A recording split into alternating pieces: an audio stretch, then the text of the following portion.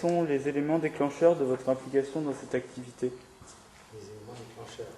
Alors d'abord, il faut un petit peu être dans le milieu aéronautique, traîner ses baskets dans le milieu aéronautique, être un peu pilote ou pas pilote, mais beaucoup bricoleur. Et puis un jour, une occasion, un petit grain de folie, comme on disait. Et puis voilà, on met la main à la pâte et puis l'engrenage est pris. D'accord. Et on y passe tout entier. Et quelles sont les qualités principales d'un bon restaurateur? Bon, Ah, c'est c'est surtout la patience, l'esprit ouvert au point de vue technologie, aimer rechercher, essayer de savoir l'origine de l'appareil, aimer l'appareil que l'on veut restaurer. Parce qu'il y a toujours un petit lien entre l'appareil que l'on restaure et son histoire propre à la machine. N'importe qui peut-il être restaurateur? Oui, bien sûr. Tout le monde peut restaurer un appareil, tout le monde peut construire une maison, tout le monde peut faire tout.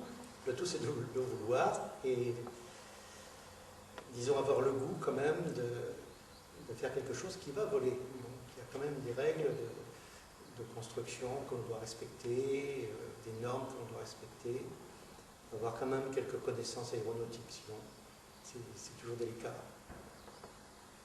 Quelles sont les étapes de restauration d'un avion?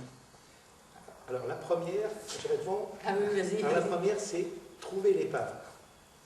Savoir si on est capable de la restaurer. Est-ce que l'on a toutes les pièces? Est-ce qu'on a les moyens de le faire? Est-ce qu'on a les locaux pour le faire?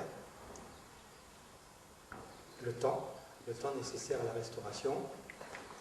Et, oui, et partager avec sa compagne Ou toute la famille. ou toute la famille ce loisir. Enfin, L'accord de le faire, pas forcément la participation, mais que tout le monde soit conscient que ça va manger les vacances, manger un budget. Il y a beaucoup de choses qui passent à la trappe à cause de la construction ou de la restauration. Quelle est la moyenne du temps nécessaire à la fabrication d'un aéronef? Tout dépend de la machine, exactement. Oui. Tu réponds? Oui, ça dépend de la machine, mais il faut compter entre le projet, trouver tout, les plans et tout ce qu'il faut. Il faut déjà presque mûrir ça sur une année.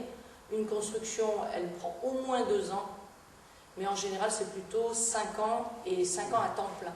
Ça veut dire quelqu'un qui ne fait, pour ainsi dire, que ça. Après, ça peut aller jusqu'à 10 ans, 15 ans, mais il faut compter 5 années.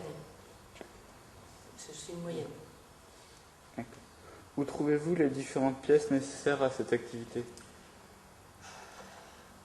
En fait, quand on prend un appareil à restaurer, en principe, il est relativement complet. Il faut refaire des pièces. Oui, ou on échange. On échange avec des gens qui ont des stocks de pièces si on n'a pas tout.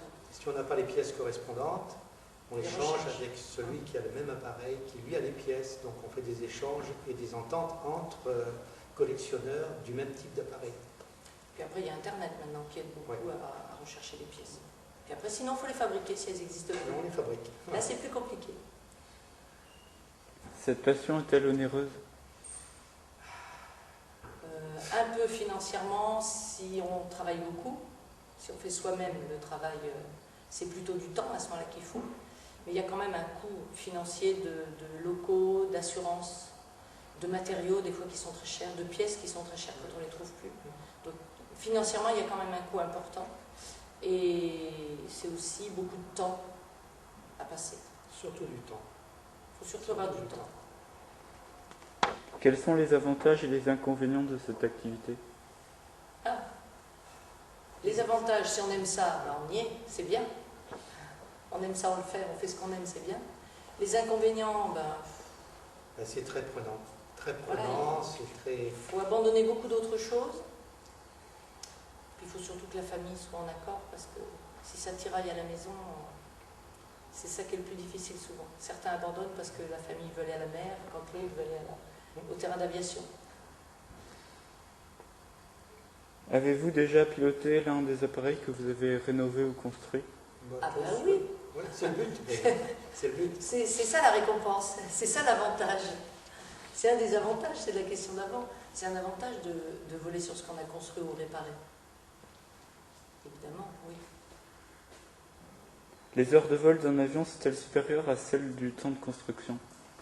C'est proportionnellement très inverse. Oui, en fait, pour un avion de collection en moyenne, lorsque on vole 1 heure avec l'appareil, il faut compter 4 heures d'entretien. Que de l'entretien. On ne parle pas de la restauration de la machine Ou de la elle-même. construction. On parle du moment où la machine est prête à voler, qu'elle a eu les accords de la DGAC. Ensuite, on se fait plaisir, on va voler. Donc on vole, effectivement, 1 heure de vol, 4 heures de mécanique. D'ailleurs, c'est pour ça qu'il y a des mécanos qui vont entrer dans... Alors qu'il y a derrière déjà 5 années de restauration, en moyenne. Il faut compter 5 années de restauration ou 10 ans de construction. Ça, on ne peut pas le compter dans les heures de vol. C'est pas possible. Alors un avion plus simple, on peut dire 1 heure, 1 heure. 1 heure de vol, 1 heure d'entretien. Oui. Mais les avions plus compliqués, ça peut aller jusqu'à 1 heure pour 5 heures. Mais il ne faut pas faire rentrer en ligne de compte la construction ou la restauration, parce que là, c'est déséquilibré complètement. Quel conseil donneriez-vous à une personne souhaitant se lancer dans un projet tel que celui-ci? Qui viennent nous voir. Qui se renseignent beaucoup, qu'ils aillent voir la vie de ceux qu'ils font. La vie dans les deux sens. La vie à l'apostrophe, leur avis sur ce qu'il veut faire, les moyens qu'il a, et la vie qu'on a quand on fait ça. La vie, elle a VIE. Quelle vie ça engendre tout ça? Il faut bien réfléchir et quel type d'avion, qu'est-ce qu'on voudra faire après avec cet avion. Si c'est du tourisme, si c'est pour le revendre, si c'est dans l'idée de faire de l'argent, il faut oublier. Donc il faut bien analyser son projet. Pour ça, il faut aller voir des gens qui le font déjà. D'accord. Voilà. Ben, merci d'avoir répondu à mes questions. Eh bien, de rien. Mais de rien, c'est avec plaisir.